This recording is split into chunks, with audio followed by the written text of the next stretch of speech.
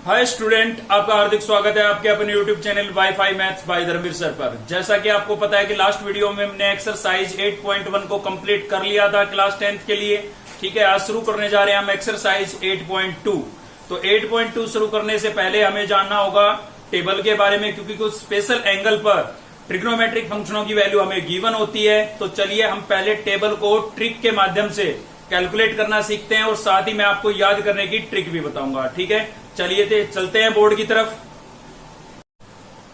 तो देखते हैं भाई, यहाँ पर हमारे पास क्या है, क्लास 10th के लिए है हमारा ये trigonometric ratio of some specific angles. ठीक है, ट्रिग्नोमेट्रिक फंक्शनों की कुछ स्पेसिफिक एंगल्स पर वैल्यू हमें गिवन होती है, जिसको हम टेबल बोलते हैं। ठीक है ना, जिसको हम क्या बोलते हैं, टेबल। तो 6 के 6 ट्रिग्नोमेट्रिक फंक्शनों की स्पेशल एंगल्स पर वैल्यू होती है। एंगल याद कर लें आप, 0 डिग्री, 30 डिग्री, 45 डिग्री, 60 डिग्री और 90 डिग्री। ठीक है, तो देखिए कैसे कैलकुलेट करते हैं टेबल को। सबसे पहले तो आप क्या है, इनको लिख लेंगे, एंगल ए नाम देंगे यहाँ पर, 0, 30, 45, 60 और 90, और यहाँ से काउंटिंग लिखना शुरू कर देंगे, वो भी 0 से। ठीक है, तो देखिए मैंने लिखा 0, फिर लिखेंगे 1, फिर लिखेंगे 2, फिर क्या होगा 3, फिर होगा हमारा 4। ठीक है, 0 से 4 तक आप काउंटिंग लिख लेंगे और सभी को 4 से क्या कर देंगे, डिवाइड। सभी को 4 से क्या करना है, डिवाइड करना है भाई। अपोन में 4 लिख देना है, सभी के लिख दिया है। ठीक है, अब सभी का क्या कर देना है, स्क्वायर रूट। सभी का क्या करना है भाई, स्क्वायर रूट करना है। ठीक है, तो ये हमने सभी का स्क्वायर रूट कर दिया है। देखिए इसके बाद अगर कोई टर्म कैंसिल हो रही है तो आप कैंसिल कर सकते हैं, जैसे कि यहाँ पर कैंसिल हो रहा है, 2 1 जा 2, 2 2 जा 4, यहाँ पर 4 से 4 कैंसिल हो रहा है। ठीक है ना, तो 1/1 बन गया है ये। अब यहां से जो वैल्यू हमें मिलेगी वो हमारी साइन ए की वैल्यू होगी। किसकी वैल्यू होगी भाई, साइन ए की। ठीक है, तो देखिए 0/4 भाई, 0/4, 4 को 0 से डिवाइड करूंगा, क्या आएगा, 0 आएगा, और 0 का स्क्वायर रूट क्या होता है, 0 ही होता है। ठीक है, यहाँ पर देखिए 1 का स्क्वायर रूट क्या होगा, 1, और 4 का स्क्वायर रूट कितना होता है, 2।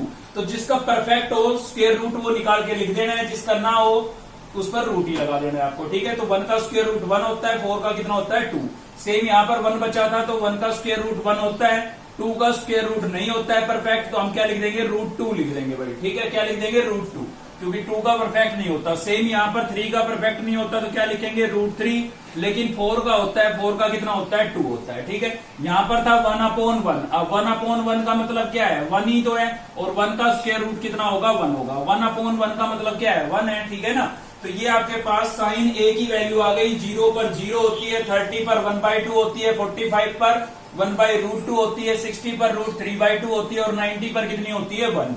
अब यहां से हम निकालेंगे कोस ए की वैल्यू, ध्यान देते रहिएगा। ठीक है ना, कोस ए की वैल्यू, तो देखिए कोस की वैल्यू कैसे निकालेंगे, साइन की जो ये वैल्यू आई है हमारे पास, इन्हीं का यूज करके हम निकालेंगे। और कैसे निकालेंगे, पीछे से उल्टा लिखना शुरू कर दें आप। पहले क्या आएगा, पीछे कितना आएगा, साइन का 1। ठीक है, फिर कितना है भाई, √3/2।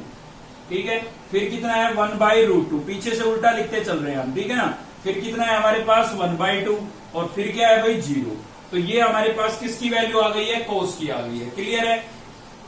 अब देखिए एक बात ध्यान से देखना आप, कि जो tan होता है ना आपका, tan वो होता है आपका साइन अपॉन कोस। tan क्या होता है, साइन अपॉन कोस। ठीक है ना, tan जो होता है वो साइन अपॉन कोस होता है, मतलब न्यूमिनेटर में साइन की वैल्यू और डेनोमिनेटर में अगर आप कोस की वैल्यू रख देते हैं तो आपके पास किसकी वैल्यू आ जाएगी, tan की वैल्यू आ जाएगी। कहने का मतलब ये है कि tan की वैल्यू अगर आपको निकालनी है तो साइन की वैल्यू को कोस की वैल्यू से डिवाइड कर दीजिए। ठीक है ना, तो 0 को 1 से डिवाइड करेंगे, क्या आएगा भाई, 0 ही आएगा। ठीक है, इसको इससे डिवाइड करेंगे तो क्या होगा, देखिए इसके अपोन में ये लिखेंगे, तो अपोन में है तो ये नीचे वाली टर्म का क्या होगा, रेसिप्रोकल होगा, ये पलट जाएगी, और पलटेगी तो 2 से 2 कैंसिल हो जाएगा, यहाँ पर बचेगा 1 और यहाँ से बचेगा √3। ठीक है, तो tan की 30 पर वैल्यू कितनी हुई, 1/√3 हुई। सेम इसी प्रकार से इसको जब इससे डिवाइड करेंगे तो ये तो सेम टर्म है, कंप्लीट कैंसिल होगा, कुछ नहीं बचेगा, तो क्या बचता है, 1 बचता है। ठीक है ना, सेम इसको इससे डिवाइड करेंगे तो 2 से 2 कैंसिल हो जाएगा, यहाँ बचेगा √3 और अपोन में बचेगा 1। ठीक है, तो क्या किसी नंबर के अपोन में 1 लिखना जरूरी है, कोई जरूरी नहीं है। ठीक है ना, सेम इसी प्रकार से 1 को 0 से डिवाइड करेंगे तो ये इनफाइनाइट आएगा। देखिए ध्यान देना है, 0 को अगर हम किसी नंबर से डिवाइड करते हैं तो होता है 0, और 0 से डिवाइड करते हैं तो क्या होता है, इनफाइनाइट। कहने का मतलब ये है कि न्यूमिनेटर अगर 0 है तो रिजल्ट क्या होगा, जीरो ही होगा, लेकिन डेनोमिनेटर जीरो है तो रिजल्ट होगा इनफाइनाइट। क्या होगा भाई, क्या बोलते हैं इसको, इनफाइनाइट। ठीक है, नॉट डिफाइन भी बोल सकते हैं आप। क्लियर है। चलिए, तो ये तीनों ट्रिग्नोमेट्रिक फंक्शनों की वैल्यू आ गई, साइन, कोस और टेन की। अब थोड़ा हम चलते हैं पंडित बद्री प्रसाद की तरफ। पंडित बद्री प्रसाद पढ़ चुके हैं, मैंने आपको बताया था कि इसका मैं काफी यूज करूंगा, काफी सारे फॉर्मूले इसी से याद करा दूंगा। ठीक है ना। तो पंडित बद्री प्रसाद हर हर बोले सोना चांदी तोले, और साइन के नीचे क्या था आपका, कोसिकेंट, यहां पर था सीकेंट, और टेन के नीचे क्या था, कोट। तो देखिए साइन जो होता है ना, साइन का रेसिप्रोकल कोसिकेंट होता है, कोसिकेंट का रेसिप्रोकल साइन होता है। इनको आप याद रखें, ये एक दूसरे के क्या होते हैं, रेसिप्रोकल होते हैं। ऐसे कोस का सीकेंट होता है, सीकेंट का कोस होता है, टेन का कोट होता है, कोट का टेन होता है। क्लियर है ना यहां से। तो यहां से अगली मुझे निकालनी है कोसिकेंट की वैल्यू। किसकी निकालनी है भाई, कोसिकेंट की।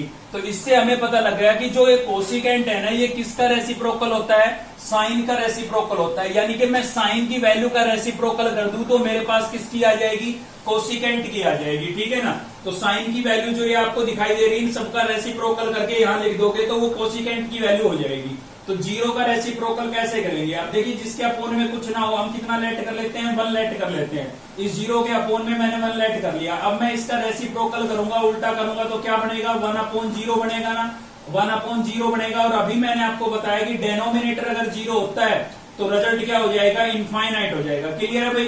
तो जीरो का रेसिप्रोकल क्या होगा, इनफाइनाइट, और इनफाइनाइट का रेसिप्रोकल क्या होगा, जीरो। रीजन मैंने आपको बताया है कि जीरो के अपोन में आप 1 लेट करेंगे और इसका रेसिप्रोकल करेंगे तो जीरो डेनोमिनेटर में चली जाएगी, और जीरो डेनोमिनेटर में चली गई तो रिजल्ट क्या बन जाएगा, इनफाइनाइट। क्लियर है। ऐसे इसका रेसिप्रोकल करेंगे तो क्या बनेगा, ये 2/1 बनेगा। क्या बनेगा भाई, 2/1। लेकिन अपोन में 1 लिखना जरूरी नहीं होता, तो खाली क्या लिखेंगे, 2 लिखेंगे।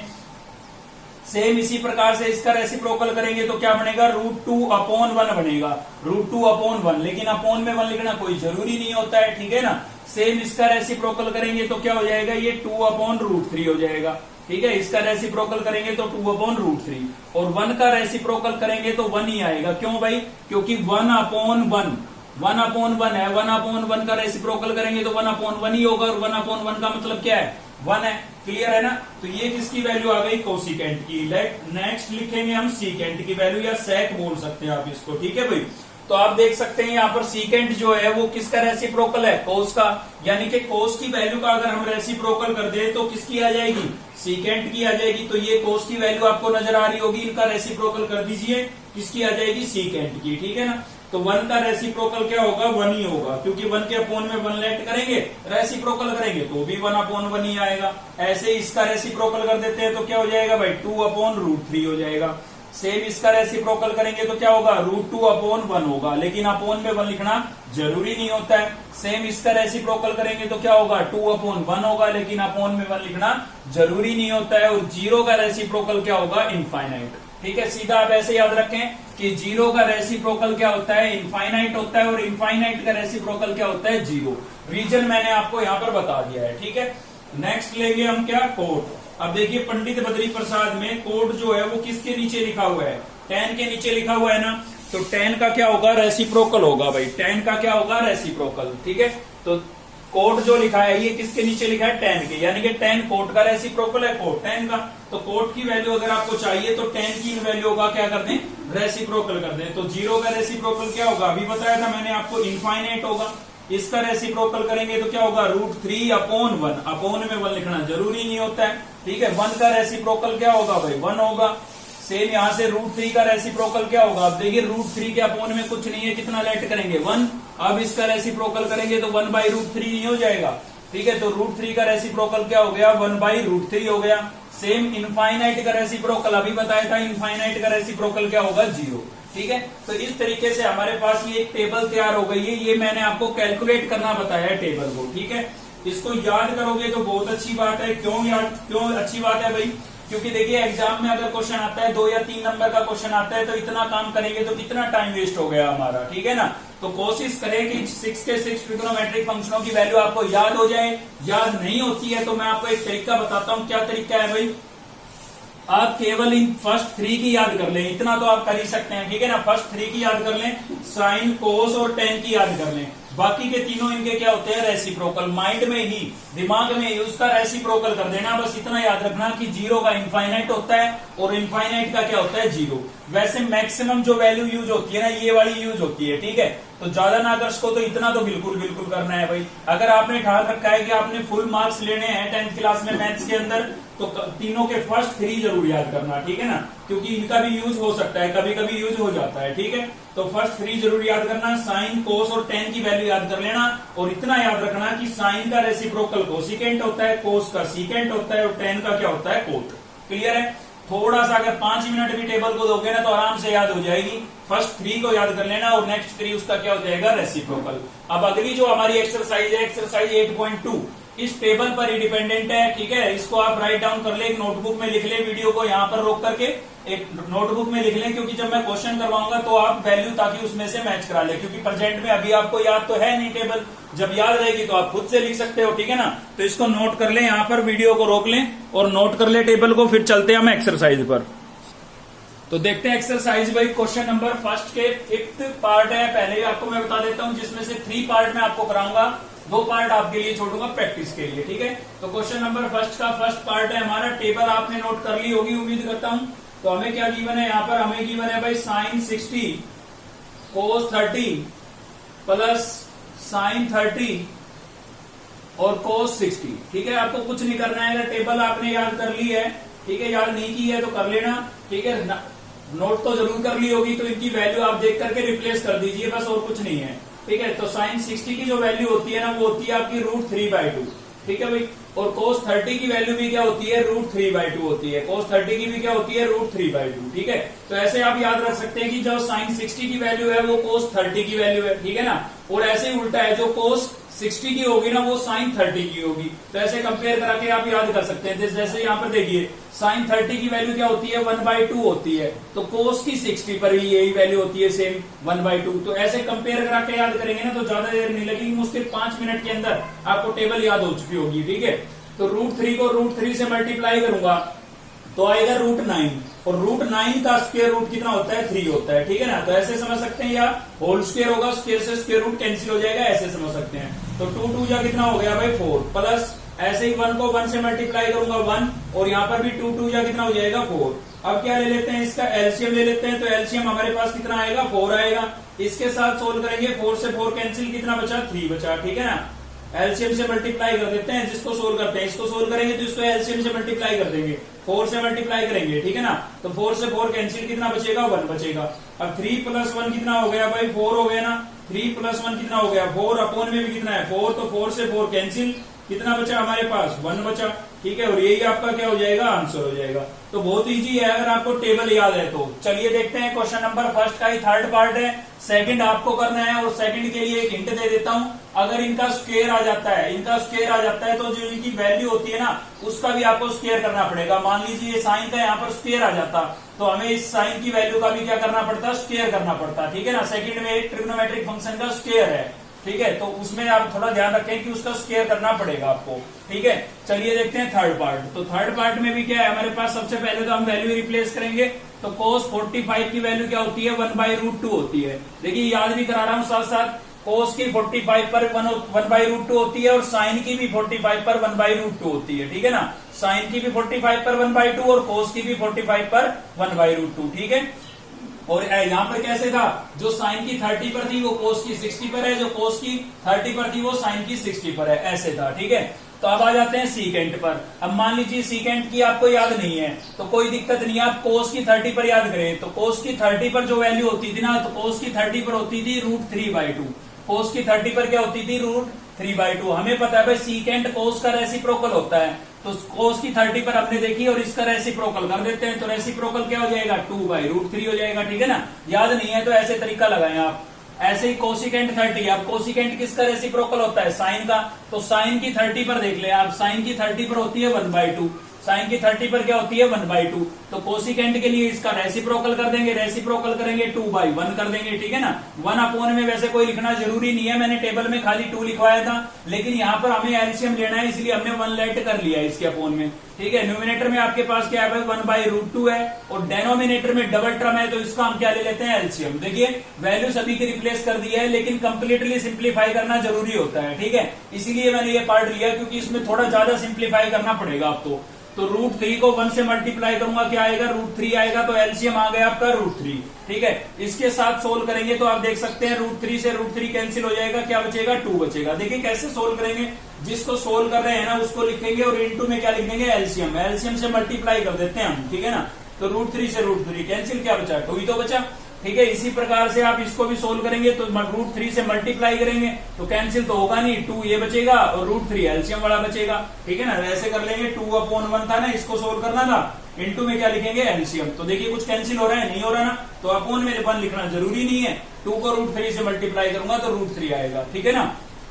अब देखिए 1 के अपोन में √2 है और इसके अपोन में है √3, तो अपोन में जब टर्म होती है तो नीचे वाले फ्रैक्शन का क्या हो जाता है रेसिप्रोकल हो जाता है, आपने पढ़ा है ये, ठीक है। तो 1/√2 तो आपका एचडीज रहेगा, लेकिन इसका क्या हो जाएगा रेसिप्रोकल हो जाएगा, और रेसिप्रोकल होगा तो √3 तो चला जाएगा न्यूमिनेटर में, और डेनोमिनेटर में बचेगा आपके पास 2 + 2√3। क्लियर है भाई। तो देखिए कुछ कैंसिल हो रहा है तो कर लीजिए, वरना मल्टीप्लाई कर दीजिए, कुछ भी कैंसिल नहीं हो रहा भाई। तो चलिए मल्टीप्लाई कर देते हैं। मल्टीप्लाई कैसे करेंगे, न्यूमिनेटर को न्यूमिनेटर से और डेनोमिनेटर को डेनोमिनेटर से। तो 1 को √3 से मल्टीप्लाई करूंगा तो क्या आएगा मेरे पास √3 आएगा, ठीक है ना। और अपोन में यहां पर था मेरे पास √2, तो मैंने ये √2 लिख दिया है, ठीक है भाई। और देखिए इसके अंदर से मुझे 2 कॉमन दिखाई दे रहा है, तो इसके अंदर से मैं 2 कॉमन कर लेता हूं। 2 कॉमन करूंगा तो अंदर क्या बचेगा, इसमें से मैंने 2 कॉमन किया तो यहाँ कुछ नहीं बचेगा, कुछ नहीं बचेगा तो क्या लिखूंगा 1 लिखूंगा, ठीक है। और इसमें से 2 कॉमन गया तो क्या बचा √3 बचा, तो क्या लिखूंगा √3। क्लियर है यहाँ तक, ठीक है। ये √3 लिख दिया मैंने। अब जिस नंबर पर रूट नहीं होता है ना उसको हम अक्सर आगे लिख देते हैं, ठीक है। तो इस 2 पर रूट नहीं है, इसको मैं पहले लिख देता हूँ 2 को, और फिर लिख देता हूँ √2, और इनटू में मेरे पास क्या है भाई 1 + √3 है। क्लियर है। तो यहां तक तो मैक्सिमम सभी बच्चे सोल्व कर लेते हैं, लेकिन आंसर आपका मैच नहीं होगा यहाँ पर। तो आंसर मैच कराने के लिए क्या करें भाई, देखिए आपका टारगेट है डेनोमिनेटर के अंदर रूट की टर्म नहीं बचनी चाहिए, ठीक है ना। तो रूट की टर्म तो हमें ये भी दिखाई दे रही है और एक ये दिखाई दे रही है, तो रूट की टर्म को हमें रिमूव करना है। अब कैसे रिमूव करें, क्वेश्चन ये बनता है कैसे रिमूव करें। तो देखिए जो डेनोमिनेटर में आपको टर्म नजर आ रही है ना उसका साइन चेंज करके आप मल्टीप्लाई और डिवाइड कर दें, कहने का मतलब रैशनलाइज कर दें, ठीक है ना। तो हमने रैशनलाइज कर दिया है, देखिए पहले इससे किया है, इस टर्म को सोल्व कर रहे हैं हम, इसका रूट हटाएंगे हम, तो इसके बीच में साइन था प्लस का, तो मैंने लिया माइनस का, बोला ना अपोजिट साइन से। तो 1/√3 से 1 - √3 से मल्टीप्लाई और 1 - √3 से मैंने क्या कर दिया है डिवाइड कर दिया है, मतलब रैशनलाइज कर दिया है, ये कह सकते हैं आप, ठीक है। तो देखिए न्यूमिनेटर से मल्टीप्लाई होगा, √3 को 1 से मल्टीप्लाई करेंगे तो क्या आएगा √3 आएगा, और √3 को √3 से करेंगे कितना हो जाएगा √9 हो जाएगा। √3 को √3 से मल्टीप्लाई करेंगे √9, और 9 का स्क्वायर रूट कितना होता है 3। या आप ऐसे समझ सकते हैं √3 क्या हो जाएगा √3 का होल स्क्वायर, भाई √3 × √3 क्या हो जाएगा √3 का होल स्क्वायर, स्क्वायर से स्क्वायर रूट कैंसिल हो जाएगा, क्या बचेगा 3, ठीक है। अपोन में हमारे पास यहाँ पर था 2√2, और ये बन गई आपकी आइडेंटिटी। जब भी रैशनलाइज होता है ना तो आइडेंटिटी जरूर बनती है। कौन सी आइडेंटिटी बनती है भाई, यहाँ पर लिख रहा हूं, ये बनती है आपका a² - b², जो कि क्या होती है a - b और a + b, ठीक है ना, ये होती है। तो आपका जो क्वेश्चन है इस वाले फॉर्मेट में देखिए a + b और a - b, तो उसको मैं ऐसे लिख दूंगा a² - b², ठीक है ना। a की जगह आपको दिखाई दे रहा है 1 और b की जगह आपको क्या दिखाई दे रहा है √3।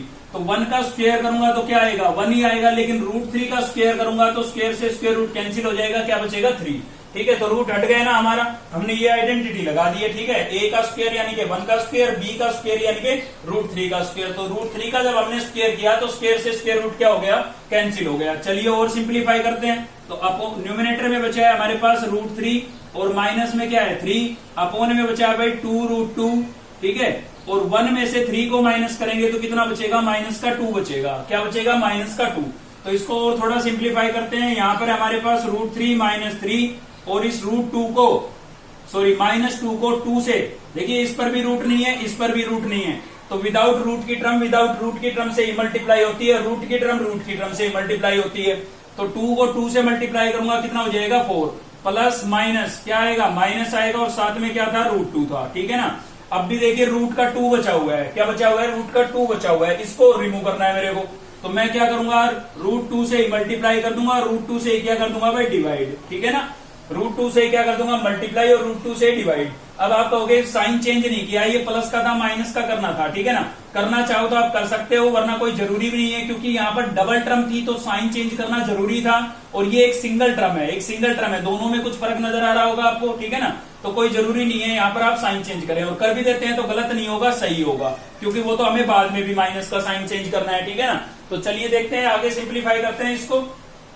तो आगे क्या करेंगे हम, √2 को देखिए न्यूमिनेटर को न्यूमिनेटर से मल्टीप्लाई करेंगे, और डेनोमिनेटर को डेनोमिनेटर से मल्टीप्लाई करेंगे। तो देखिए करते हैं, यहाँ पर ये आपका √2 को √3 से मल्टीप्लाई करेंगे तो क्या हो जाएगा भाई, √6 नहीं हो जाएगा, ठीक है ना। √2 इंटू √3, तो 2 3 जा 6, और दोनों पर रूट था तो मैंने 6 पर क्या लगा दिया, रूट। अब √2 को 3 से मल्टीप्लाई करेंगे, तो मैंने कहा था कि रूट की टर्म से मल्टीप्लाई होगी, और विदाउट रूट की विदाउट रूट से। तो 3 को हम √2 के अंदर मल्टीप्लाई नहीं कर सकते हैं, ठीक है ना। तो इसलिए मैंने इंटू में लिख दिया, क्योंकि दोनों पर रूट होता है, इस पर भी रूट होता है और इस पर तो है ही, तो अंदर मल्टीप्लाई हो सकता था, जैसे यहाँ पर हुआ। इस केस में दोनों पर रूट था तो अंदर मल्टीप्लाई कर दिया हमने, ठीक है। चलिए डेनोमिनेटर में चलते हैं, तो देखिए √2 और √2, तो क्या हो जाएगा आपका, √2 इंटू √2 √4, और 4 का स्क्वायर रूट कितना होता है, 2 होता है। देखिए माइनस का 4 मैंने एसडीज लिख रखा है, और ये √2 क्या हो जाएगा आपका, 2 हो जाएगा। √2 क्या हो गया, 2। समझ में आया आपको 2 कैसे हुआ, या फिर आप समझ सकते हैं √2 का होल स्क्वायर, स्क्वायर से स्क्वायर रूट कैंसिल हो जाएगा, ठीक है। तो यहाँ पर हमें फाइनल क्या मिला भाई, 4 2 जा 8, माइनस का क्या मिल गया, 8, ठीक है ना। और न्यूमिनेटर में क्या मिला है, न्यूमिनेटर में मिला है √6 और -3 √2। अब वो मैं माइनस की बात कर रहा था कि यहाँ पर माइनस लगा देते हैं तो भी गलत नहीं होगा। वो क्यों नहीं होगा, क्योंकि अब भी हमें ये माइनस न्यूमिनेटर में भेजना पड़ेगा, एक सिंगल टर्म है, ठीक है ना। तो ये सिंगल टर्म है तो ये माइनस अलग से दिख रहा है। एक चीज मैं आपको बता देता हूं कि माइनस का 3/5 लिखें, या 3/-5 लिखें, या -3/5 लिखें, तीनों का मतलब एक ही है। मतलब माइनस आप न्यूमिनेटर के साथ लिखें या डेनोमिनेटर के साथ लिखें, या ये अपॉन की लाइनें ने इसके जस्ट सामने लिखें, तीनों का मतलब एक ही होता है, ठीक है ना। इसमें आप कंफ्यूज ना हो। तो इस माइनस को मैं न्यूमिनेटर के साथ भी लिख सकता हूं। तो माइनस जब मेरा न्यूमिनेटर में जाएगा, ये माइनस यहां पर आएगा, तो इसके अंदर के साइन क्या कर देगा, चेंज कर देगा। तो ये माइनस की जो टर्म है ये किसकी हो जाएगी, प्लस की हो जाएगी। ये माइनस की थी, प्लस की हो गई, ये प्लस की थी तो ये किसकी हो जाएगी, माइनस की, ठीक है ना। तो प्लस की जो टर्म होती है उसको हम आगे लिखते हैं, तो ये प्लस की हो गई थी, आगे लिख दी, और ये माइनस की हो जाएगी तो इसको पीछे लिख दिया। ये माइनस ऊपर जाके मल्टीप्लाई हो गया और ऊपर के साइन चेंज कर दिए, ठीक है। तो ये आपका आंसर यहाँ पर मैच करेगा, क्लियर है। अगर आप यहाँ पर -√2 से मल्टीप्लाई डिवाइड करते तो यहाँ पर आपको माइनस को न्यूमिनेटर में ले जाने की आवश्यकता नहीं पड़ती, सीधा आंसर मैच हो जाता। तो जो आपको ठीक लगे वो आप कर सकते हैं, ठीक है ना। बहुत इंपॉर्टेंट क्वेश्चन था, एग्जाम में पूछा गया है 1-2 बार ये, ठीक है। तो चलिए देखते हैं इसका नेक्स्ट पार्ट। तो क्वेश्चन नंबर फर्स्ट का 5th पार्ट लिया है, 4th आपके लिए छोड़ा है, एक तो मैंने 2nd छोड़ा है आपके लिए, एक 4th, ठीक है। तो 5th पार्ट देख रहे हैं भाई, जो हार्ड थे वही करा रहा हूं, सिंपल थे वो आपके लिए छोड़ दिए हैं। तो चलिए सॉल्यूशन देखते हैं इसका। तो यहाँ पर भी क्या है, जो ट्रिग्नोमेट्रिक फंक्शन आपको नजर आ रहे हैं उनकी वैल्यू रिप्लेस करनी है, ठीक है। तो 5 था मेरे पास, मैंने 5 सेम लिख दिया है। यहाँ पर है मेरे पास cos 60, और cos 60 की वैल्यू जो होती है वो आपकी 1/2 होती है, आप देख सकते हैं, नोट किया है तो आपने, ठीक है ना। और cos का यहाँ पर स्क्वायर है तो स्क्वायर हो गया, प्लस यहाँ पर क्या है हमारे पास 4 एचडीज है, ठीक है। सीकेंट की 30 पर देखनी है, लेकिन सीकेंट की मान लो आपको याद नहीं, ठीक है। तो कोस की 30 पर देखें आप, कोस की 30 पर होती है √3/2, कोस की 30 पर क्या होती है, √3/2। तो उसका जब हम रेसिप्रोकल करेंगे तो क्या हो जाएगा, 2/√3 हो जाएगा भाई। ऐसे सोच के लिखना है आपको, ठीक है ना।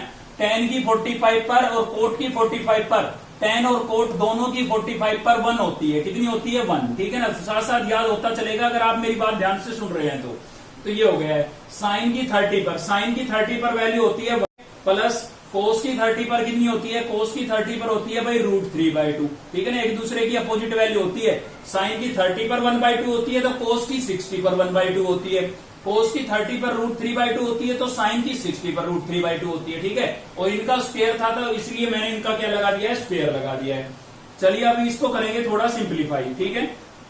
तो चलिए सिंप्लीफाई करते हैं। यहाँ पर आपका 5 एचडीज है, 1 का स्क्वायर करूंगा 1 और 2 का स्क्वायर करूंगा तो कितना हो जाएगा 4, प्लस 4 आपका एच डी है, यहाँ पर 2 का स्क्वायर करूंगा कितना होगा भाई 4, और देखिए √3 का स्क्वायर करेंगे तो स्क्वायर से स्क्वायर रूट क्या हो जाएगा कैंसिल, 2 का स्क्वायर किया 4, √3 का स्क्वायर करेंगे स्क्वायर से स्क्वायर रूट कैंसिल हो जाएगा, तो कितना बचेगा 3 बचेगा। -1 का स्क्वायर करूंगा कितना आएगा भाई 1 ही आएगा। अब चलते हैं अपोन में, अपोन में भी 1 का स्क्वायर करूंगा 1 और 2 का स्क्वायर करूंगा कितना हो जाएगा 4, ठीक है ना। यहाँ पर √3 का स्क्वायर से स्क्वायर रूट कैंसिल हो जाएगा, तो कितना बचेगा 3, और 2 का स्क्वायर क्या हो जाएगा 4। देखिए होल स्क्वायर है, इसका मतलब न्यूमिनेटर का स्क्वायर भी है और डेनोमिनेटर का स्क्वायर भी है, ठीक है ना। न्यूमिनेटर का स्क्वायर किया तो स्क्वायर से स्क्वायर रूट कैंसिल हो गया, और डेनोमिनेटर का स्क्वायर किया तो 2 का स्क्वायर कितना हो गया 4। क्लियर है। तो यहाँ पर आप क्या लेंगे, हम एलसीएम लेंगे भाई। तो एलसीएम लेंगे, न्यूमिनेटर का अलग एलसीएम होगा और डेनोमिनेटर का अलग एलसीएम होगा। न्यूमिनेटर डेनोमिनेटर का ले रहे हैं पहले, ठीक है ना। तो यहां से एलसीएम कितना आ जाएगा 4, तो 4 से 4 आपका कैंसिल हो जाएगा, क्या बचेगा 1 बचेगा, ठीक है। प्लस यहां पर भी 4 से 4 कैंसिल हो जाएगा, कितना बचेगा भाई 3 बचेगा, ठीक है। तो डेनोमिनेटर का स्क्वायर तो हमारा हो गया था भाई। न्यूमिनेटर का स्क्वायर लेने से पहले हमें इनको मल्टीप्लाई करना पड़ेगा, ठीक है। तो ये नंबर किससे मल्टीप्लाई होता है, न्यूमिनेटर से होता है, क्योंकि इसके अपोन में कुछ नहीं है, 1 ऐड करेंगे तो न्यूमिनेटर न्यूमिनेटर से और डेनोमिनेटर डेनोमिनेटर से। तो 5 को 1 से मल्टीप्लाई करेंगे क्या आएगा 5, और 4 को 1 से करेंगे तो क्या आएगा 4, प्लस सेम यहाँ पर इसके अपोन में आप 1 ऐड कर सकते हैं। तो 4 को 4 से मल्टीप्लाई करेंगे कितना हो जाएगा 16, और 3 को 1 से करेंगे तो कितना आ जाएगा 3, प्लस सॉरी माइनस में यहाँ पर क्या था हमारे पास 1 था, 1 के अपोन में कुछ नहीं है तो आप 1 के अपोन में 1 ऐड कर सकते हैं, ठीक है। अब नेक्स्ट स्टेप में इसका एलसीएम लेंगे हम, तो क्या हो जाएगा हमारे पास, देखिए अपोन में क्या हो गया था 4/4 हो गया था, ठीक है ना। 3 + 1 कितना हो गया 4, और अपोन में भी क्या था 4, तो ये मैंने लिख दिया है वहां पर। और इसका हम लेंगे एलसीएम, तो इसका डेनोमिनेटर में 4 है, यहाँ 3 है और यहाँ पर 1 है, तीनों को मल्टीप्लाई करेंगे तो 3 4 जा 12, 12 को 1 से मल्टीप्लाई करेंगे 12, तो आपका जो एलसीएम है वो कितना आ जाएगा 12 आ जाएगा, ठीक है भाई। इसको सोल्व करते हैं, देखिए मैं आपको सोल्व करके दिखाता हूं। अगर आपको एलसीएम लेके सोल्व करने में दिक्कत है तो आप ऐसे कर ले, सबसे आसान तरीका है, इसको लिखें और इनटू में क्या लिखेंगे जो एलसीएम आएगा, ठीक है। इनटू में क्या लिखेंगे जो एलसीएम आएगा, 4 1 जा 4, 4 3 जा 12, कितना बचा भाई 5 और 3 बचा, 5 3 जा कितना हो जाएगा 15। तो फर्स्ट फ्रैक्शन को जब हमने सोल्व किया तो हमारे पास क्या आया 15 आया, ठीक है। अब इसको सोल्व करेंगे तो इसको आप रफली काम, ठीक है, रफ वर्क है ये ध्यान रखना। तो 16 अपोन में 3 मैंने लिखा, और इनटू में आप क्या लिखेंगे एलसीएम लिखेंगे, ठीक है। तो 3 1 जा 3 और 3 4 जा 12, 16 को 4 से मल्टीप्लाई करेंगे तो कितना आ जाएगा भाई 64 आ जाएगा आपका, ठीक है ना। तो ये लिख दिया मैंने 64 माइनस, अब 1/1 को सोल्व करेंगे तो 1/1 लिखेंगे, और इनटू में क्या लिखेंगे एलसीएम। एलसीएम आपका क्या था 12, कुछ भी कैंसिल नहीं हो रहा है, तो 12 को 1 से मल्टीप्लाई करेंगे कितना आएगा 12 ही आएगा, और अपोन में 1 लिखना कोई जरूरी नहीं होता है, तो कितना आया 12 आया आपके पास। तो माइनस का हमारे पास आ गया 12, ठीक है। यहाँ पर 4 से 4 कैंसिल हो गए, तो न्यूमिनेटर में क्या बचा, एक तो आपका एलसीएम था 12, ठीक है। अब देखिए प्लस का ही 15 है आपके पास, और प्लस का ही क्या है 64 है। सेम साइन के जो नंबर होते हैं ना उनको हम ऐड कर लेते हैं, ठीक है ना। तो प्लस प्लस के तो दोनों को हम ऐड कर रहे हैं, माइनस का एक सिंगल है उसको ऐड नहीं करेंगे। तो 5 + 4 कितना हो गया 9, 6 + 1 कितना हो गया 7, तो ये हो गया आपके पास 79, और माइनस का 12 और बचा हुआ था, ठीक है भाई। और अपोन में 4 से 4 कैंसिल होने के बाद क्या बचा आपके पास 1/1 बचा है, ठीक है ना। अब 1/1 लिखना चाहें तो लिख सकते हैं, वैसे कोई जरूरी नहीं है, क्योंकि 1/1 का मतलब 1 ही होता है, और किसी भी नंबर के अपोन में 1 लिखना जरूरी नहीं होता।